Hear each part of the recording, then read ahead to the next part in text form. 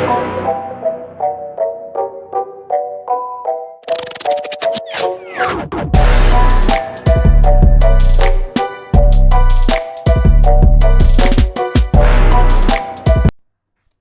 And welcome to Pharmalix where learning meets healing.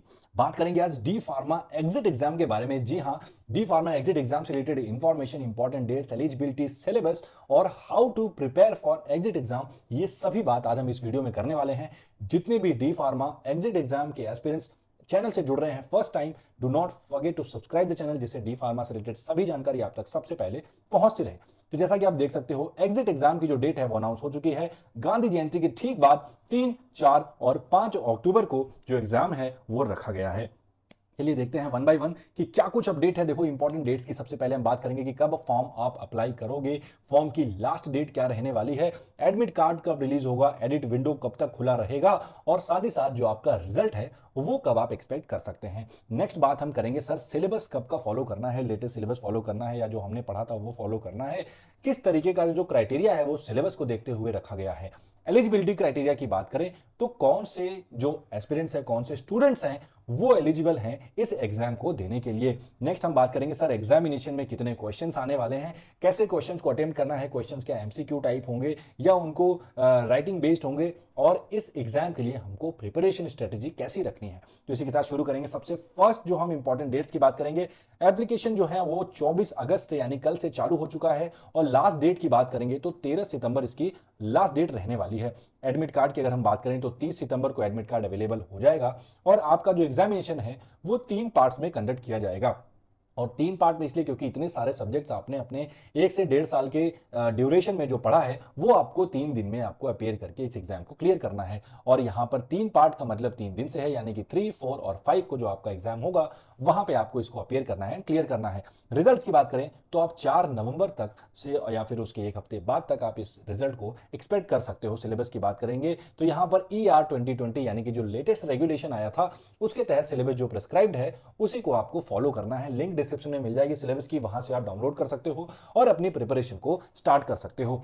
Eligibility criteria की अगर हम बात करें तो यहाँ पर प्राइमरी एजुकेशन जो है वो डी फार्मा की मांगी गई है, यानी कि आपको डी फार्मा कंप्लीट किया होना चाहिए और 31 जुलाई से पहले आपके जितने भी कंसर्निंग डॉक्यूमेंट्स हैं वो यूनिवर्सिटी में सबमिट हो जाने चाहिए और मे बी वो अगर फॉर्म में मांगते हैं तो वहां भी आपको अपलोड करना पड़ जाएगा।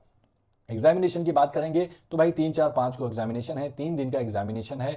कितनी बार आप एग्जामिनेशन को अटेम्प्ट कर सकते हो, देखो सर ये एग्जामिनेशन कितनी बार होगा 1 साल के अंदर, तो भाई 2 बार होने हैं, यानी 1 साल के अंदर सर आप 2 बार अपियर कर पाएंगे और अटेम्प्ट जो है वो अनलिमिटेड है, यानी कि आपको अभी कोई ऐसे अटेम्प्ट का क्राइटेरिया नहीं मिला है कि सिर्फ 2 बार, 3 बार या 5 बार आप इसको अपियर कर पाएंगे। एग्जामिनेशन की बात करें तो 3 पार्ट में होंगे, 150 क्वेश्चन आपके हर पार्ट में आपको सॉल्व करने हैं, अलग अलग syllabus and subject wise. Results की बात करें तो 4 नवंबर के तक या फिर 4 नवंबर के 1 हफ्ते बाद तक आप इसको एक्सपेक्ट कर सकते हैं। प्रोज की बात करेंगे तो सर यहाँ पर प्रोज में, यानी कि प्रोज मतलब क्या अच्छाई है, अच्छाई की बात करेंगे तो यहाँ पर किसी भी तरीके की नेगेटिव मार्किंग नहीं देखी गई है और अनलिमिटेड अटेम्प्ट है। लेकिन यहां पर एक कौन है, यानी कि आपका जो है फीस स्ट्रक्चर, यानी कि आपको अप्लाई करने के लिए 5,000 रुपए फीस प्लस 18% जीएसटी जोड़ के लगभग 5,900 का जो फीस है वो लगने वाला है। और ये रखने का जो क्राइटेरिया मुझे लग रहा है वो ऐसा भी हो सकता है क्योंकि तो इन्फॉर्मेशन को वेरीफाई करने के लिए आपको आ जाना है natboard.edu.in पर। डेट आपको यहां पे दिख रहा है कि भाई 24/8/2024 को ये जो सूचना यानी कि नोटिस है वो जारी कर दी गई है। हिंदी इंग्लिश दोनों फॉर्मेट में अवेलेबल है। तो स्क्रॉल करते हुए हम चलेंगे इंग्लिश के पास, क्योंकि हिंदी में आप यहां पे खुद से पढ़ के समझ सकते हैं। देखो इंग्लिश की अगर हम बात करेंगे तो अवेलेबिलिटी ऑफ इन्फॉर्मेशन बुलेटिन 24 को आपको मिल गई है। जो आपका फॉर्म है वो 24 तारीख से लेकर के 13 तारीख तक खुला रहेगा, आप इसको किसी भी समय पे अप्लाई कर सकते हैं। डेट ऑफ एग्जामिनेशन की अगर हम बात करें तो 3, 4 और 5 अक्टूबर को जो एग्जाम है वो होने वाले हैं और डिक्लेरेशन ऑफ रिजल्ट आप 4 नवंबर तक इसको एक्सपेक्ट कर सकते हैं। इसी के साथ यहां पर जब आप इन्फॉर्मेशन बुलेटिन पर क्लिक करते हैं तो कुछ इस तरीके का जो पीडीएफ है वो आपके सामने खुल के चला आता है। स्क्रॉल करते ही नीचे देखेंगे आप यहाँ पे कि सभी इंपॉर्टेंट डेट्स यहाँ पे मेंशन है कि ऑनलाइन सबमिशन कब है, एडिटिंग विंडो कब है, फाइनल एडिटिंग विंडो आपको कब देखने को मिलेगा, और यहाँ पे आपका एडमिट कार्ड यानी कि 30 सितंबर को जो कि इशू हो जाने वाला है एग्जामिनेशन डेट, और डिक्लेरेशन ऑफ जो रिजल्ट है वो 4 नवंबर तक हो जाने वाला है। चलो इसी के साथ नीचे स्क्रॉल करते हुए चलेंगे और देखेंगे क्या कुछ अदर जानकारी यहाँ पर मौजूद है। तो देखो जो मेन जानकारी यहाँ पे आपको लेनी है कि information of candidates, examination fees और एलिजिबिलिटी क्राइटेरिया को चेक कर लेना है। तो एग्जामिनेशन फीस की जैसे कि हम बात कर चुके हैं 5900 आपकी एग्जामिनेशन फीस होने वाली है, और एलिजिबिलिटी क्राइटेरिया की बात करें तो आपको डी फार्मा होना चाहिए, और साथ में 31 जुलाई से पहले पहले आपका जितने भी एग्जाम है वो हो गया होना चाहिए, और साथ ही साथ उनसे रिलेटेड जितने भी कंसर्निंग डॉक्यूमेंट्स हैं वो आपके यूनिवर्सिटी में या फिर कॉलेज में जमा हो जाना चाहिए, यानी कि सबमिट हो जाना चाहिए, और आपका जो कॉलेज यूनिवर्सिटी है वो एक पीसीआई अप्रूव्ड कॉलेज होना चाहिए। आइए अब नीचे देख लेते हैं वन बाय वन यहाँ पे क्या मेंशन है। स्क्रॉल करते हुए नीचे देखेंगे कि यहाँ पे after coming into this force, यानी कि ये रेगुलेशन आने के बाद हर एक डी फार्मा स्टूडेंट्स को डी फार्मा एग्जिट एग्जाम में आपको अपीयर करना पड़ेगा, और एग्जिट एग्जाम को क्लियर करने के बाद ही आप एक रजिस्टर्ड फार्मासिस्ट बन पाओगे। अब इनके लिए क्या कुछ अदर रेगुलेशन यहाँ पे मेंशन है वो आप पढ़ सकते हैं। तो इन्फॉर्मेशन फॉर कैंडिडेट्स की बात करेंगे तो यहां पे देखेंगे कि भाई डिप्लोमा इन फार्मेसी का एग्जिट एग्जाम कंडक्ट किया जाएगा बाई एनबीएमएस इस एग्जाम को कंडक्ट कराएगा, और ये एग्जाम एक साल में 2 बार होगा। और ये 2 बार कब कब होगा सर? एक बार मार्च या अप्रैल के महीने में होगा, और एक बार सितंबर या अक्टूबर के महीने में हर साल कंडक्ट कराया जाएगा। एंड देन बात करेंगे कि सर इस बार जो फर्स्ट सेशन है इसका ये कब हो रहा है सर? अक्टूबर 2024 में इसको हम चालू कर रहे हैं। इनसे रिलेटेड जितनी भी इंपॉर्टेंट डेट्स हैं, इंपॉर्टेंट लिंक्स हैं, वो यहाँ पे मेंशन है, वो आप यहाँ पे देख पाएंगे और यहाँ से इसको रेफर कर सकते हैं। नीचे चलते हैं, सीधे हम अपने एलिजिबिलिटी क्राइटेरिया की बात करेंगे और एग्जामिनेशन फीस को हम डिस्कस करेंगे। तो यहाँ पर देखिए एग्जामिनेशन फीस आपको मेंशन है 5,000 रुपए, 18% जीएसटी से लगाने के बाद 5,900 हो जाने वाली है, जो कि एक बहुत बड़ा कंसर्निंग फैक्टर बन चुका है डी फार्मा एग्जिट एग्जाम के बच्चों के लिए। एलिजिबिलिटी क्राइटेरिया की बात करें तो जो नया रेगुलेशन है उसके तहत देखा जाए तो आपको उसी तरीके का जो सिलेबस पैटर्न है वो फॉलो करना है। सबसे पहली बात ये है, और आप डी फार्मा कंप्लीट किए के साथ साथ आपका किसी तरीके का यहाँ पे बैक नहीं होना चाहिए, और साथ में आपको 31 जुलाई से पहले सभी कंसर्निंग डॉक्यूमेंट्स को आपको यूनिवर्सिटी में सबमिट कर देना है, और आपका जो रिजल्ट है डी फार्मा का वो 31 जुलाई से पहले पहले डिक्लेयर हो जाना चाहिए या फिर हो गया होना चाहिए। ठीक है, चलो इसी के साथ नीचे बढ़ेंगे तो आप देख सकते हैं सर कौन कौन से एग्जाम किस तरह से होते हैं। यानी कि अब डिप्लोमा की बात करें, यहाँ पे एग्जिट एग्जाम की बात करें तो यहाँ पे क्या सिलेबस है, जो नया रेगुलेशन एक्ट आया था उसके तहत जो भी सिलेबस प्रेस्क्राइब्ड है वही होने वाला है। सिलेबस की जो लिंक है वो डिस्क्रिप्शन में मिल जाएगी आपको, वहां से आप डाउनलोड कर सकते हैं। तो भाई जैसा कि आप देख पा रहे हैं, आपको 3, 4 और 5 को जो भी एग्जाम होने हैं हर एक दिन आपको 150 मल्टीपल चॉइस क्वेश्चंस दिए जाएंगे, जिनके 4 रिस्पांस होंगे, और उन 4 रिस्पांस में से आप एक सही टिक कर सकते हो। और अच्छी बात यह है कि किसी भी तरीके की आपको नेगेटिव मार्किंग देखने को नहीं मिलने वाली है।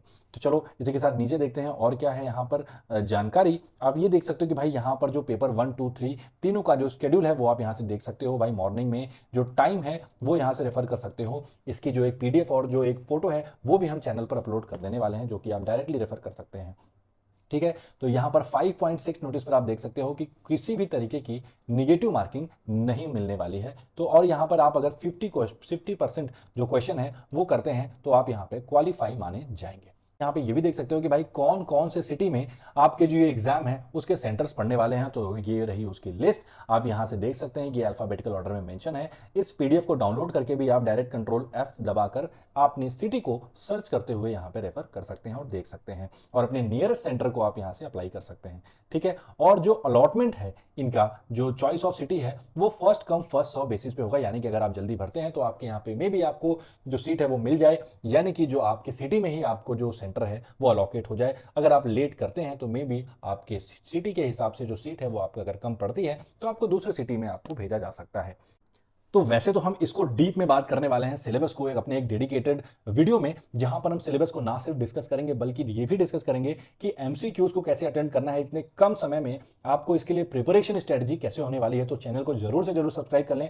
सिलेबस की यहाँ पे हम बात करने वाले हैं तो हमारे ER 2020 जो फार्मेसी काउंसिल ऑफ इंडिया से इशू हुआ था सिलेबस वो होने वाला है। यहाँ पे सब्जेक्ट्स की बात करें तो फार्मास्यूटिक्स और pharmacy law and ethics, community pharmacy and management, hospital and clinical pharmacy, human anatomy and physiology, pharmacology, pharmacotherapeutics, pharmaceutical chemistry, biochemistry and clinical pathology, pharmacognosy, social pharmacy जैसे सब्जेक्ट्स को हम यहाँ पर पढ़ने वाले हैं। और इनसे रिलेटेड जितनी भी आप MCQ सॉल्व कर सकते हैं उसको सॉल्व करना चालू कर दें। और साथ ही साथ चैनल पे भी हम मल्टीपल टाइम्स इन सभी सिलेबस से रिलेटेड जो क्वेश्चंस हैं वो हम लाते रहेंगे और यहाँ पर फ्री में उसको हम डिस्कस करते रहेंगे। डीपी स्क्रीनिंग टेस्ट ब्लूप्रिंट की बात करेंगे तो यहाँ पर देखो पेपर 1 में क्या होने वाला है, आपको 40 मार्क्स होंगे फार्मास्यूटिक्स के, 35 मार्क्स होंगे फार्मा लॉ एंड एथिक्स के, एंड 40 होंगे pharmacy community pharmacy and management के, 35 बात करेंगे हॉस्पिटल एंड क्लिनिकल फार्मेसी के। टोटल मिलाकर 150 जो मार्क्स हैं वो इस तरीके से डिवाइड किए जाएंगे। यानी कि फर्स्ट पेपर में आपको ये सब्जेक्ट देखने को मिलेंगे, सेकंड पेपर में आपको ये सब्जेक्ट देखने को मिलेंगे, human anatomy, physiology, pharmacology and pharmacotherapeutics. Paper 3 की बात करेंगे तो pharmaceutical chemistry, biochemistry, pharmacognosy and social pharmacy की बात हम यहाँ पे करने वाले हैं। डिस्ट्रीब्यूशन ऑफ मार्क्स कुछ इस तरीके का यहाँ पे रहने वाला है। सबसे पहले यहाँ पे आप पेपर 2 पे नजर डालेंगे भाई। यहाँ पर अगर हम बात करें एनाटॉमी, फिजियोलॉजी, फार्माकोलॉजी एंड फार्माकोथेरेप्यूटिक्स की, तो यहाँ पर तीनों में 50-50-50 यानी कि इनका जो वेटेज है वो सेम रहने वाला है। सो इसी के साथ इस वीडियो को हम खत्म करेंगे और मिलेंगे आपसे नेक्स्ट लेक्चर में, जहां पर हम डिस्कस करेंगे इनसे रिलेटेड सिलेबस को और डीप एनालिसिस करेंगे और उनसे रिलेटेड जितने भी एमसीक्यूज हैं उसको हम सॉल्व करने वाले हैं। Subject by subject, topic by topic, her MCQs को हम लेने वाले हैं और डिस्कस करने वाले हैं कि इनसे रिलेटेड किस तरीके से जो क्वेश्चन है वो आएंगे और कैसे हम उनको अटेम्प्ट कर सकते हैं। क्योंकि 50% अगर आपने कर लिया तो आप इसी साल एक रजिस्टर्ड फार्मासिस्ट बन जाने वाले हैं। So subscribe the channel for more update and MCQs and information related news on D pharma exit exam. Stay tune to Pharmalix for more updates.